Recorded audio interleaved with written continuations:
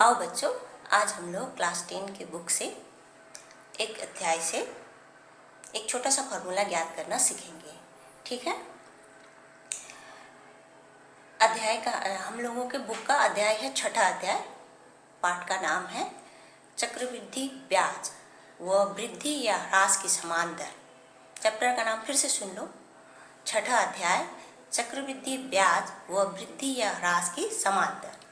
इस चैप्टर से आज हम लोग एक छोटा सा फॉर्मूला ज्ञात करना सीखेंगे, जिसकी सहायता से हम लोग पूरा एक्सरसाइज हल करते हैं।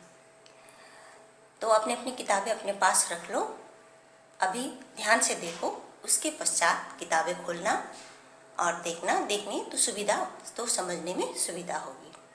तो आज हम जो सिखाने जाएंगे वो फॉर्मूला वो है चक्रवृद्धि मिश्र धन का फॉर्मूला। ठीक है, मैं तुम लोगों को दिखा रही हूँ फॉर्मूला।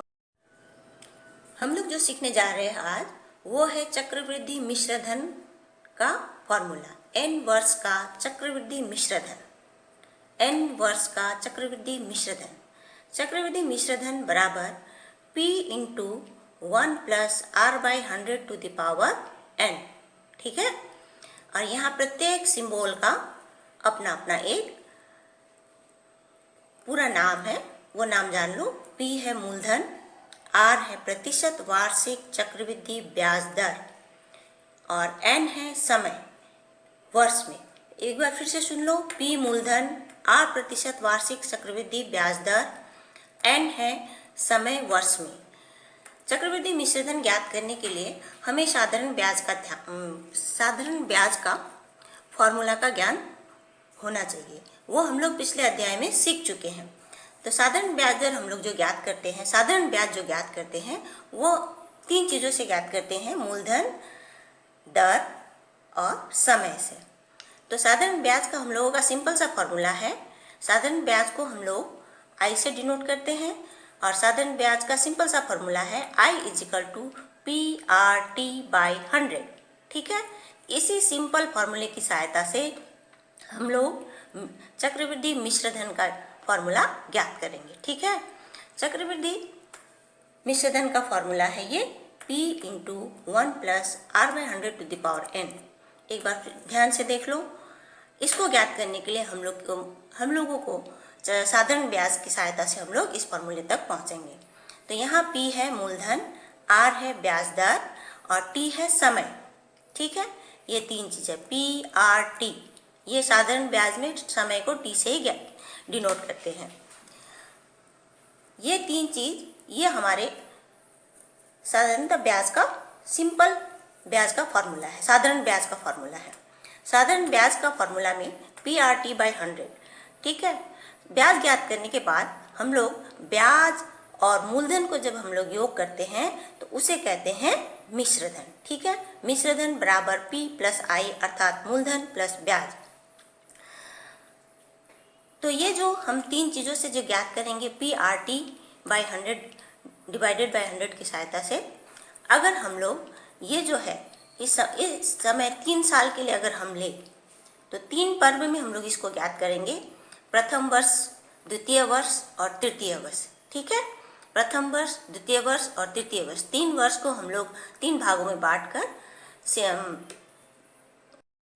हम लोगों ने जब साधारण ब्याज निकालना सीखा था उसमें हमने मिश्रधन भी निकालना सीखा था। मिश्रधन का अर्थात मतलब होता है मूलधन और ब्याज का योगफल, अर्थात P प्लस I बराबर मिश्रधन होता है।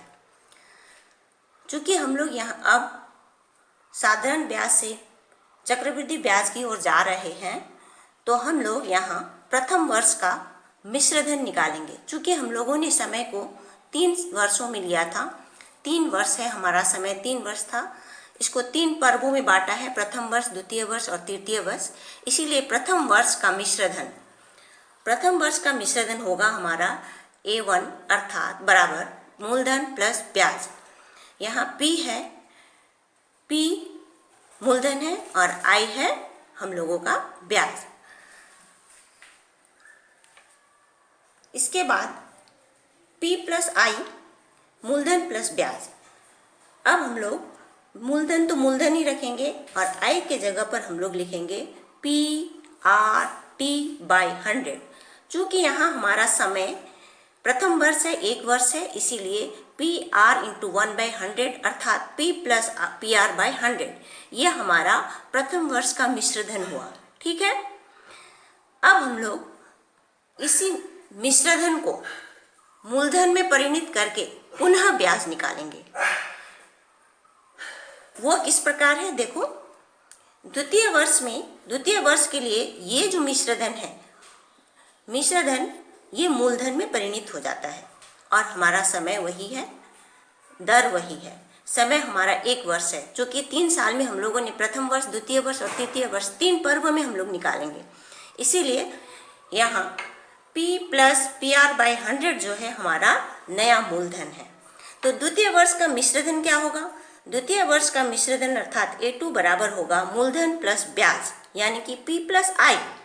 तो मूलधन हमारा ये है P + PR/100 और हमारा ब्याज होगा PR/100। यहाँ T हमारा यहाँ भी समय 1 वर्ष है, चूँकि ये द्वितीय वर्ष है इसीलिए समय यहाँ भी 1 वर्ष है। इसीलिए फिर एक बार देख लो, मूलधन प्लस ब्याज बराबर, ये हमारा मूलधन है।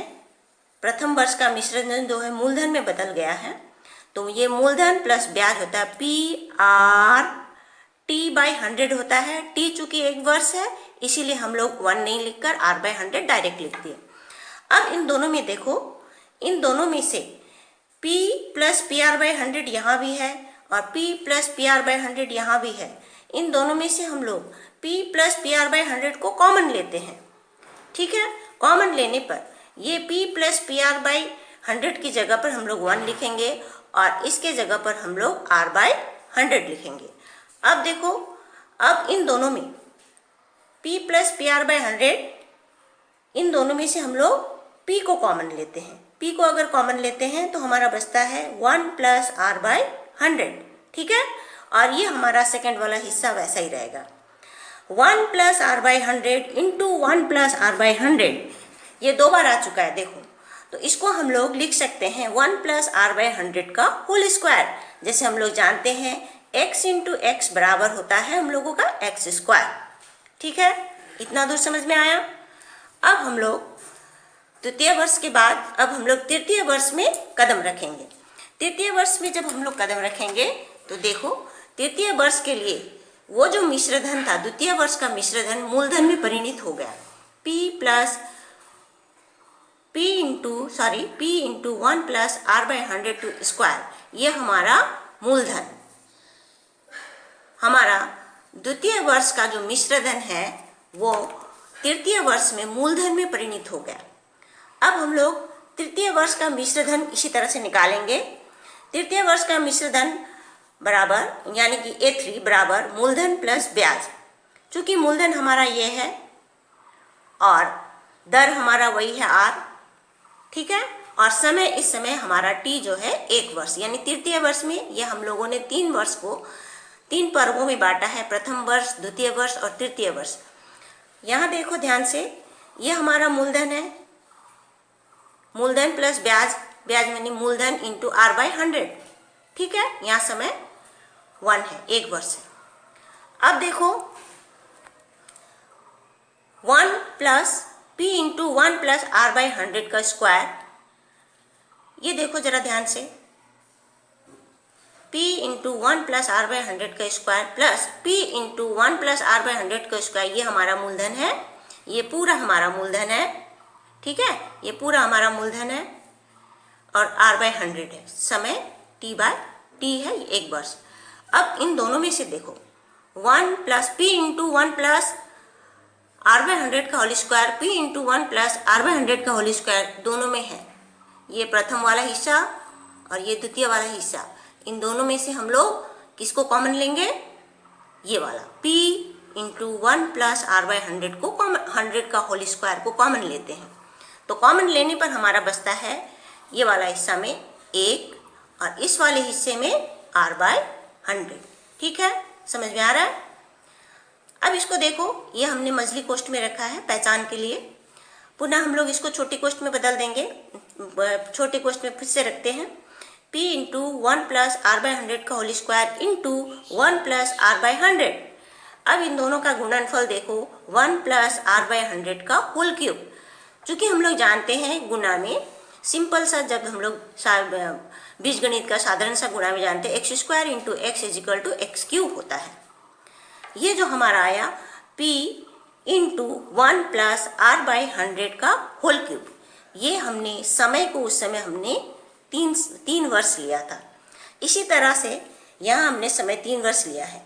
यदि हम समय को n वर्ष के लिए ले तो हमारा n वर्ष का मिश्र धन क्या होगा, an equal to p into 1 plus r/100 का 100 टू द पावर n, अर्थात n वर्ष का चक्रवृद्धि मिश्र धन, यानी कि n वर्ष का चक्रवृद्धि मिश्र धन, यही फॉर्मूला हम लोग निकालना चाह रहे थे।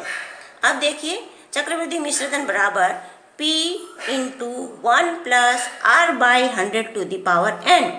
चूँकि समझाने में सुविधा हो इसीलिए मैंने रेट ऑफ इंटरेस्ट को कैपिटल R से डिनोट किया है, तुम लोगों को देखने में सुविधा हो बोलकर। जब हम लोग चक्रवृद्धि मिश्र धन का फॉर्मूला लिखेंगे तो ये पाएंगे p इंटू 1 प्लस r/100। तो देखो बच्चों, हम लोग जो निकालना चाहते थे हम लोगों ने वो प्राप्त कर लिया।